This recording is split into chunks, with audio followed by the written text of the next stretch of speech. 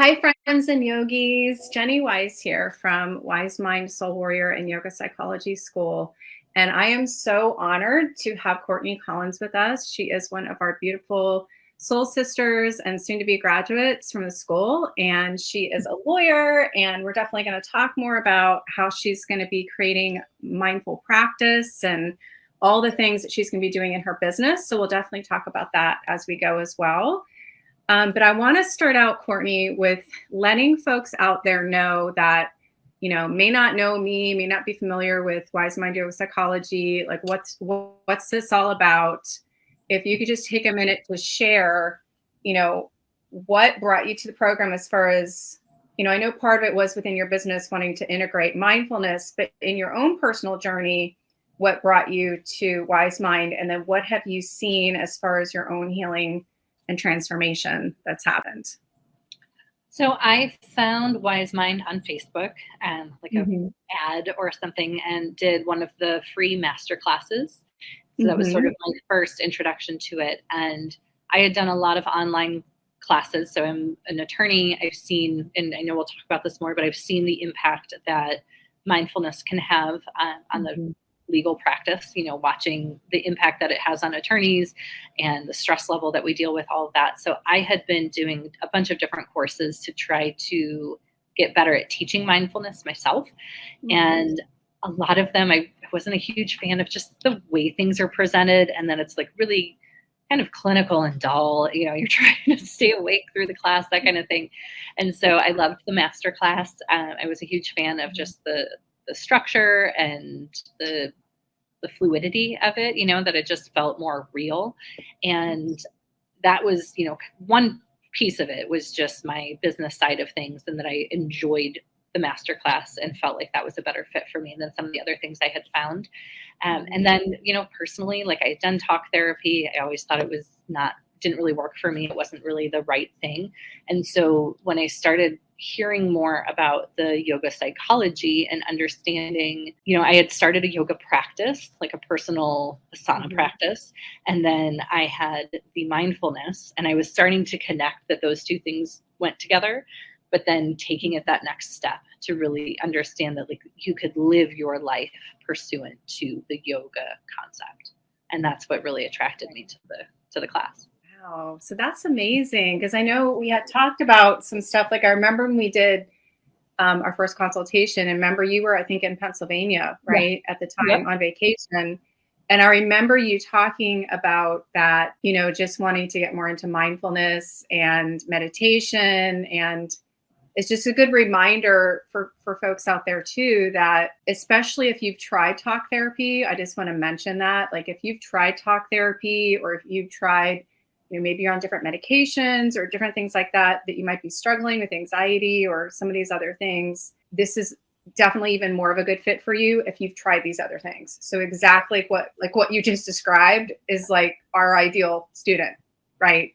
Is Right. especially somebody who's already tried other things and it's not quite gotten them there. Was there anything that stands out? I know your focus was more around a personal mindfulness and meditation practice.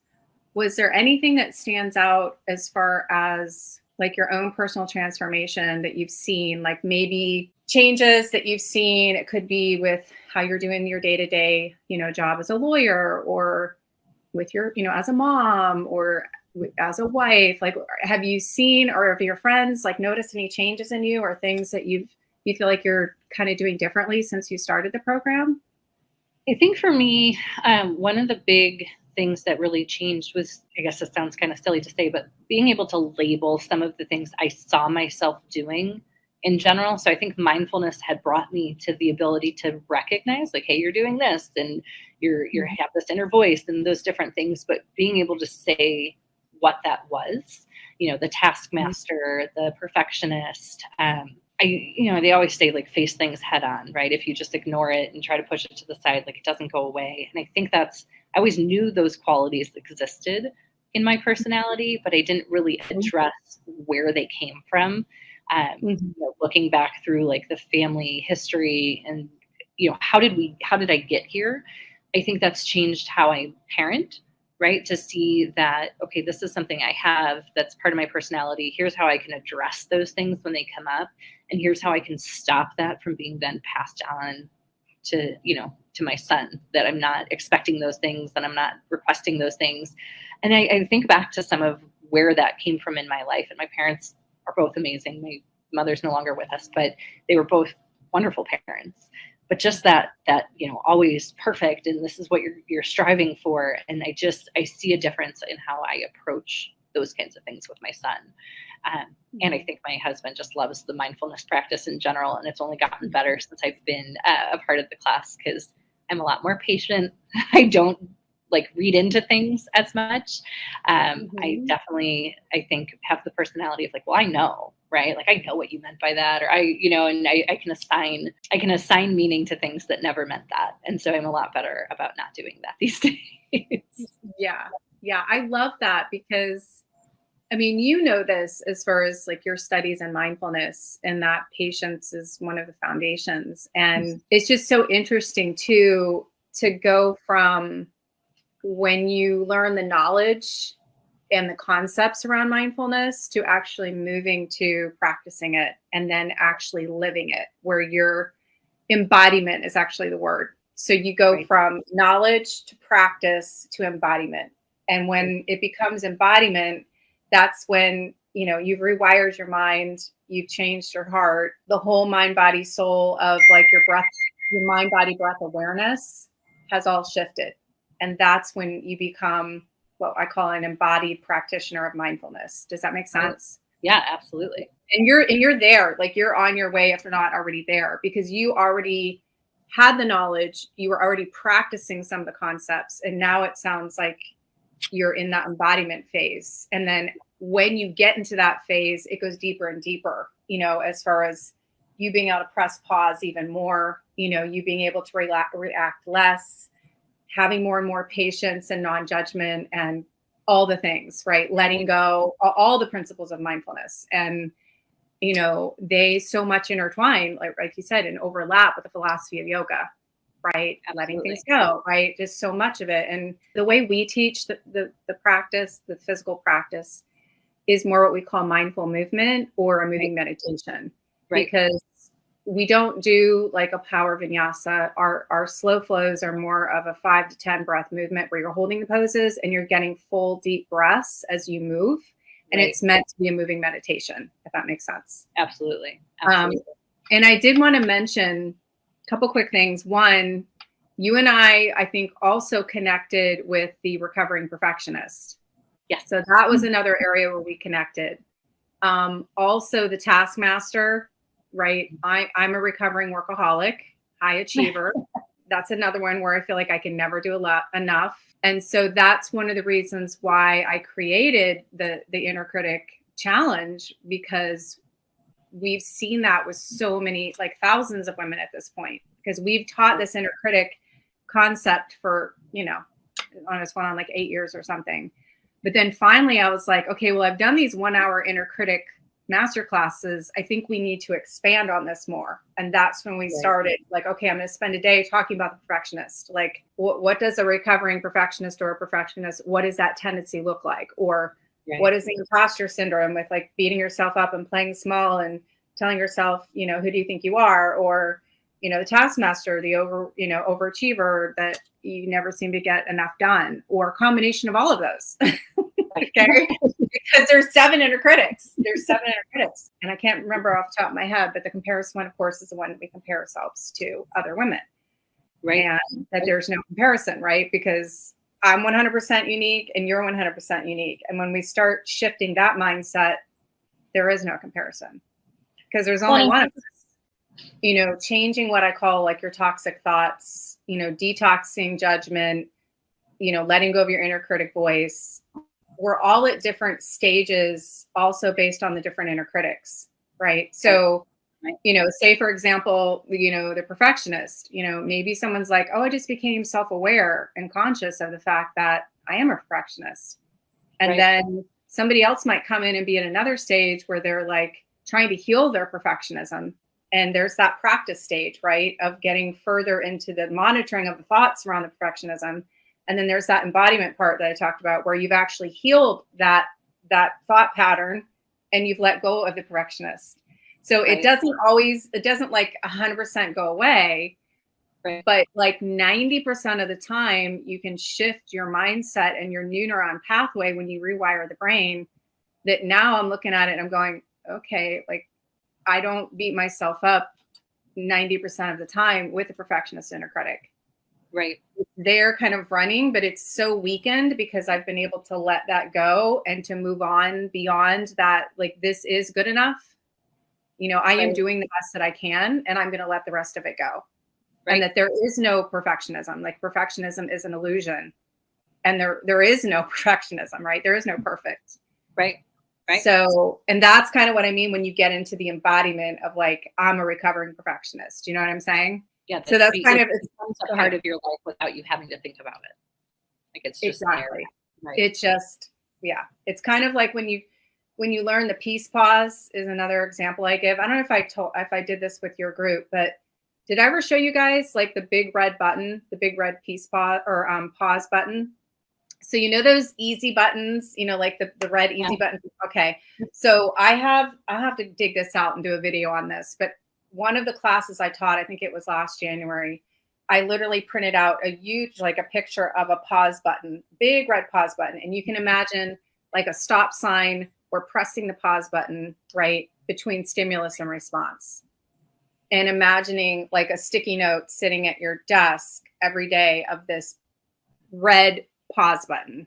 Does that make sense? Right. It's something that you can envision to retrain your brain to pause. Right. Okay. So let's talk for a minute about what it was like to get on this consultation with me. What is it like for a student who may know me, who've never gotten a consultation with, just have never, we've not connected in that way, or it could be a person that doesn't know me at all, right? And they're seeing me on the internet, they're going to see this replay and they're like, who's Jenny Wise and what's this WiseMind yoga psychology stuff? What is this? Can you kind of share with students that are kind of resistant? They might be having, their ego resistance pushing back or feeling scared or whatever it is. Can you share with them what it is like to get on a call with me on a consultation, what that process was like?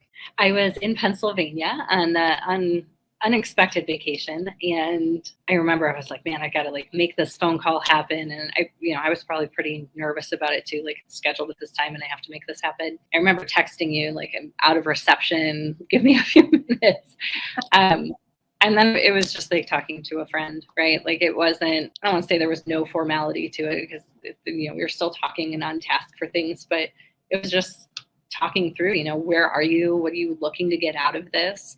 It definitely felt like, that there was a priority from you to make sure that this made sense for me to do it, right? That I was in the right place, that I was looking at this to get the right thing out of it, that I wasn't maybe not ready yet or past it. Like, I just felt like we really sort of felt each other out in that sense of being able to see like, this is what I'm looking for. This is what I'm hoping to get. But also you making sure that it was going to be the right fit for me. Well, it's funny that you say that because that's what a lot of people say when it comes to that it was like talking to a friend, right? Like a very safe, non-judgmental space. And a lot of people just end up sharing with me about whatever it is going on. If they have a sick parent or they're going through a divorce or they're dealing with anxiety or whatever the thing is, they're struggling with old trauma they haven't, whatever the thing is, right? There's all types of ranges. And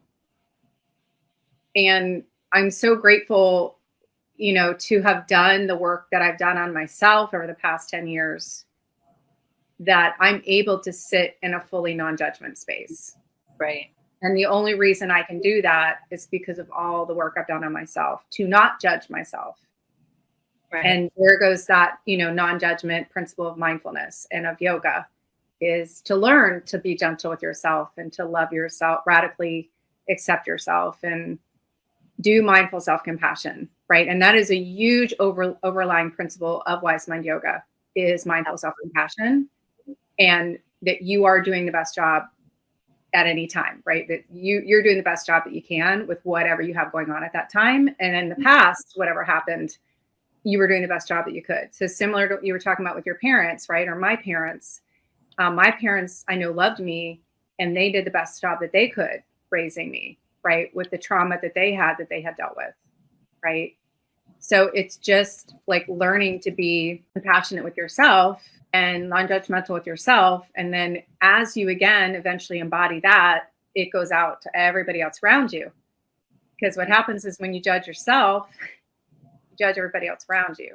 When you can unconditionally love yourself and not judge yourself, then the same goes out, right? The view, your lens and perception of the world changes because your lens. Well, you know that your ability to handle things changes, right? It's not that things are happening to you anymore. You just feel like you're more of an active participant in life in terms of what's taking place.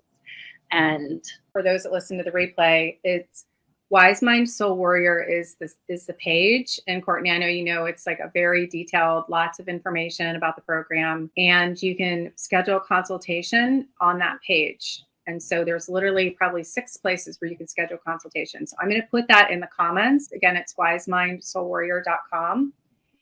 And then I want to take a quick minute for you to share about if you were going to talk, like if you were talking to somebody, right? If you had a friend or a peer, colleague, you know, or somebody was coming to you and saying, you know, hey, Courtney, I'm thinking about joining WiseMind Yoga. I'm thinking about joining the program, whether they want to do it as a teacher and they want to get the certification or they don't. Maybe they're just doing it for their own personal healing transformation. What would you tell that student? Do it. Do it now. Yeah, I mean, I wouldn't have any, right? That would literally be my response. It's just, yeah, do it and it's worth it. And I guess the one thing I would say is I start all of my mindfulness classes the same way, is buy into it. Whether you're, you know, I think sometimes we have to break those bad habits. And so sometimes we can get a little, you know, the ego gets in the way of, well, this feels silly or this seems, you know, outside of my normal, what I look at or what I believe, and, you know, those kinds of things. And I think just buy into it, right? Like just try it. And I don't think there's a single person that would ever be able to say, I gave this legitimately all, you know, my all, I put myself into it and that it didn't work. It's going to work. You just have to give into it and not say, well, I know better and I don't like this. I'm not going to do this, or that's not me. That doesn't apply to me. I think you have to buy into it. Yeah. Well, I love that. I love that saying that you said you use when you teach mindfulness. I 100% agree. Like whether you're practicing mindfulness or whether you're practicing, you want to start a meditation practice, or whether you're trying to apply the principles of yoga psychology, or whether you're trying to heal, you know, generational patterns or trauma, or, you know, practice self-love, you know, like even if somebody would have told me, Courtney, and I don't know how you feel, but I'm just being real and being, you know, vulnerable and transparent, that if somebody would have said something to me like 10 years ago when I was still in corporate, and someone would have said, do you love yourself? You know, like, do you practice self-love? Or, you know, are you being gentle with yourself? Are you being kind to yourself? Are you being compassionate to yourself? Are you treating yourself like your own best friend? And I actually starting to get emotional just even talking about this, because it's like, if I could go back and tell my 40-some-year-old or my 30-some-year-old, like the stuff that I know now, you know, like there's so many years of like living in fight or flight and, you know, going to that place of burnout and breakdown that I had to go to personally to wake up, that's what it took me. Like that was my story. But I don't want other people to have to go, you know what I mean, to that place before they learn these things, which is another reason why I'm so adamant and passionate about teaching it. Because when we don't embody and practice these things, right, and we don't have the mindfulness and the stress resilience skills, which is all a part of what yoga psychology is, and to be calm in the chaos, right, to do the peace pause, to live a legacy of peace, we're all running around with like in fight or flight, and then we're also like running around with our unhealed wounds, right, and we're projecting our stuff on everybody else. But just even at the surface level of the physical, mental, emotional health perspective of not having this stuff healed, right? Like just that alone, just the science, like the neuroscience of how you can change the brain and the thought patterns, which then affects the body, which then affects your physical health and your mental health and all the things. Like if you just looked at that part alone, right? As you can tell, I'm so passionate about it because I was talking to another student on Friday, and we were talking about like what we would tell our 20-year-old self. And some of the things that it took me into my 40s to learn, you know, Right. and that I've mentored other women in their 20s and 30s. And I've said, listen to me when I say this, okay? Like, I'm Right. not here to try to tell you what to do, but I want you to hear me when I say this, that this is, you know, if I wish my 20-year-old self knew this, Right. you know, and a lot of it is around the perfectionism and the people pleaser and the workaholic and the taskmaster and the imposter syndrome and comparisonitis and all the things, right? So many patterns I could name beyond this call, like of all the different patterns that I had to distract myself so that I didn't have to feel feelings. Okay. So about as many options, you know, out there. I did also want to take a quick minute. I know you mentioned your son, and I wanted to mention that because I've talked to you about this about my daughter. And Melissa, who's one of our transformation mentors, we talked about this on Friday too, that she actually took some of the exercises that we have in the program, like, for example, treating yourself like your own best friend. And she used those with her tween daughter at the time. And so I do want to mention that for those parents, especially moms that would join the program, that they are welcome to use whatever of these exercises that would apply in your own family, whether that's with your husband or partner or whether it's with your kids. Students are more than welcome to use those, you know, with other people in their family, because this is also not only healing for ourselves, for each of us individually as students and teachers, but also for our family, for our kids, for our grandkids, for past generations, right? So this is a much bigger movement than just, you know, yoga psychology, if that makes sense. Like yoga psychology is a very, you know, it's a big piece of it, but it's a stepping stone to a much larger movement of healing. Does that make sense? Absolutely. Well, it's interesting, you know, my son's in kindergarten, and his pre-K class and his kindergarten class, like they do mindfulness practices, right? They do mindful movement. There's some, you know, YouTube yoga that they do in class. I mean, you're seeing that people are starting to realize, oh, this really works. You know, like I know at different points in time, I was just like, oh, I'm just sort of a negative person, or, you know, I'm just not a morning person, or, you know, whatever different like labels we give ourselves. And seeing the science that says like that's not how we work as humans, right? Like you can be whatever the heck you want to be. You can retrain your brain to get away from those things. And I think that that's a concept people are buying into more and are understanding. But I think a lot of people, you know, in their 30s, mid 30s and older didn't grow up with that being even introduced to them, right? Like this is just who you are. You're static, and from this point to the end, make it through, you know, with those personality traits. And that's, you know, the science says that's not true. Yeah, that's one of the many things that fascinated me about this work, is that it doesn't matter how old you are. You know, you can be in your 60s, you can be in your 70s. If you make the decision and you're self-aware enough that it's something that you want to change and you want to change it, you can change any behavior pattern. Right. As long as you're aware of it and you're ready for change.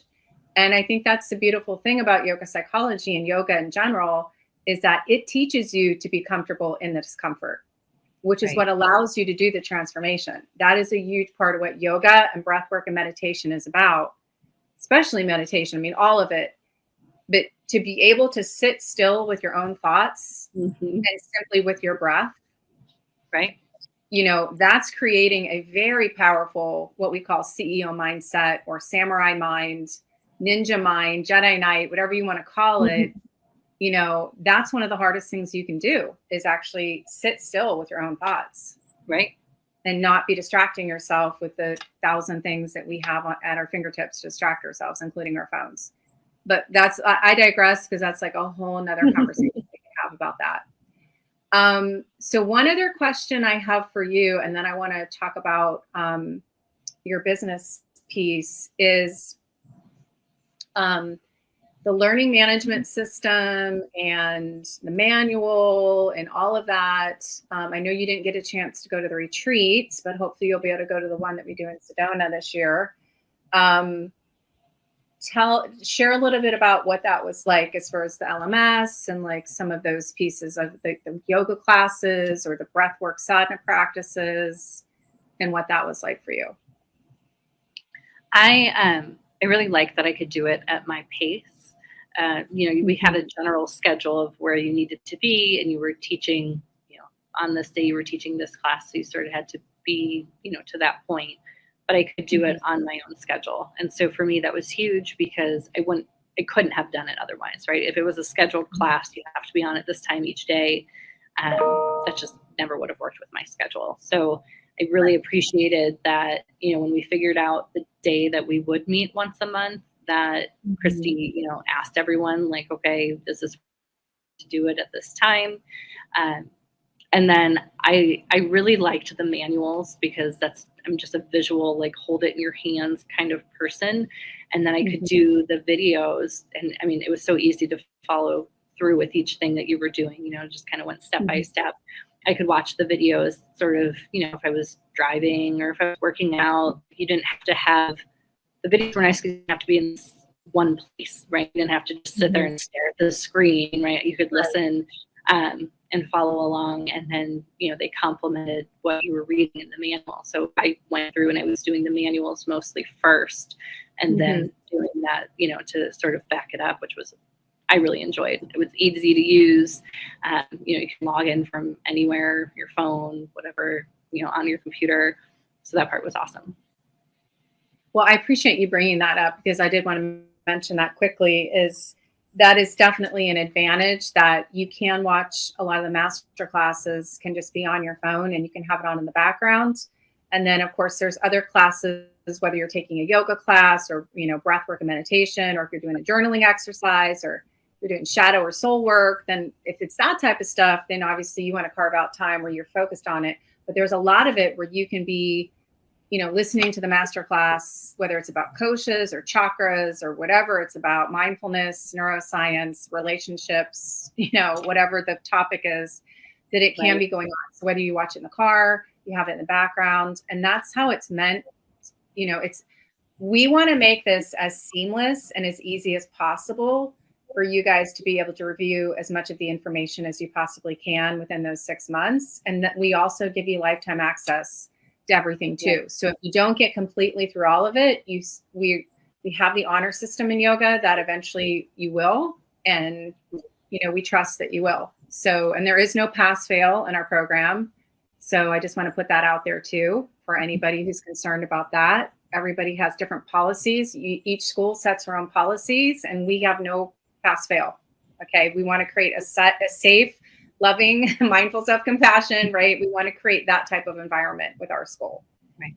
Does that make sense? Well, I love that about, our monthly classes when we would get together. It felt, it was the community, and it was supportive, right? Everyone was, this is what I thought was great. This is what, I would do in mine.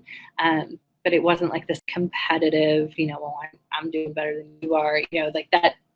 Felt like we were all trying to get to each other, get each other to that same end line, which was awesome, because, it is nerve-wracking. Like the first time I had taught some classes here with people I knew, and so doing that first time with, I think it was the second week or the second month of teaching.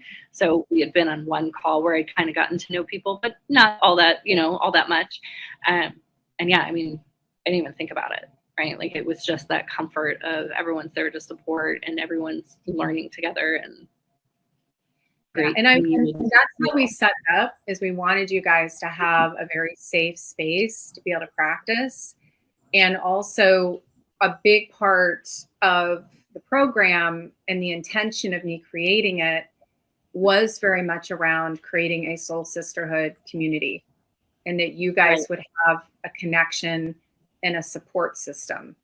And that is the beautiful thing about this type of training, is that you will have some of these women that you've met will be lifelong relationships, potentially, or long-term relationships at a minimum. Because I have some soul sisters, I started yoga 10 years ago that I still have from 10 years ago, that I'm still friends with, because it's those type of deep connections that you make. Because it's a whole heart, soul-centered friendship that you have at that level, if that makes sense. Right. It's not a surface level relationship. Okay, so I'm going to put the link in the comments one more time. That's the straight Calendly link for the Yoga Psychology Clarity Call. Again, you can go to wisemindyoga.com. That's where you go to schedule a call or to find out more information about the program. So I would like you, Courtney, share with us what you're doing as far as mindfulness with, I know you're looking at working with lawyer practices, and then I would love to share your website and anything else that you would like me to share. I know you're still in the process and you're in the early stages, but whatever you would like to share right now. So I started, it's called a mindful practice, and my website is a mindfulpracticeaz.com. And that the idea was, especially during COVID, watching what happened to the criminal defense community, the stress, the vicarious trauma of handling, cases, watching people sit and languish in jail because we couldn't get cases to trial. And there was a huge impact on our community between substance abuse and suicide and just brain aneurysms, stress-based things we were seeing happen to my colleagues. I realized how little attorneys are given that sort of compassion, right? Like anything you hear about an attorney is that we're all just grabbing for money, we're all jerks, no one cares about anything. And to realize the way that was being internalized for most people was subconscious. And I knew it about myself. I had done a few things with mindfulness in the law specifically. And so I was at least kind of aware of it. And I had a mindfulness practice for the last 6 years now. So I felt like I was in a better position, but I still didn't really see how much that was impacting me on a daily basis. And so what a mindful practice is geared towards doing is teaching attorneys about mindfulness, teaching them what it is in a way that attorneys can kind of approach, right? That it's not too woo-woo for their comfort levels, and then teaching them some basic practices, how to incorporate mindfulness into their everyday, and then ideally setting up, a regular meditation practice, a mindfulness practice where we're coming back in and working with those attorneys on a regular basis to keep that practice going. Because I think, I did an MBSR class, it's been 2 years ago. When I was in that class, even though we weren't doing it every single day, right? Like we met weekly or biweekly, my practice was so much better because it was just, front and center. Like this is what we're doing. Let's keep bringing us back to it. And we get busy and we, let things go a little bit. And so the idea is to keep sort of almost like an accountability group, but I don't want to call it that because I don't, that sounds a little too harsh for what it is, but that constant reminder to stick to it. Right. Let me repeat the website one more time to make sure I typed it in right. It's a mindfulpracticeaz.com. Is that right? Okay. Yep. Mindful practice. And you said you have a conference coming up too in April, right? Where you're going to be speaking. Nashville. Yeah. That's so exciting. Where is the exciting? Go ahead. The conference is in Nashville, and I just presented in December here in Phoenix and had such a wonderful turnout for the conference, but also just so much interest after. And I went into it thinking, like, if one person says, hey, I actually want to try this and I'm going to try to incorporate it into my daily life. And it was exciting to see how many people recognized, oh yeah, I do that. And maybe things would be better if I didn't, right? And just, that self-critic, and even just how you can problem solve without, if you take yourself out of the equation, right? If it's not, I screwed up, how do I fix it? But if you talk to yourself like you're talking to your friend, okay, you screwed up, here's problem solving, right? Instead of that fight or flight that we respond to when it's just And that's been neat to see that people are already incorporating it into their daily practice. Yeah, I love that too, because another thing, another kind of switch that you can make where, rather than saying like, I am something, I feel something, right? So that you don't make yourself about, I'm not that thing, right? Right. I feel this way versus I am, there's just so many ways, like you said, simple ways of how we change our thinking or how we change how we talk to ourselves that can make such a big shift in our everyday life with everything. And it affects everything, right? It affects your self-love. It affects your practice, your business, as a lawyer, anytime you own a business, as a mom, as a wife, every area of your life. Everything. Yeah. So that's the part as a husband, obviously it affects men too. And there's going to be a lot of men, that are lawyers, clearly, that you'll be able to help also with all of this, which is really cool. Right. And you have the meditation workshop too, of how to teach meditation, which we should mention that we have workshops that are included in the program that you can go and you can use.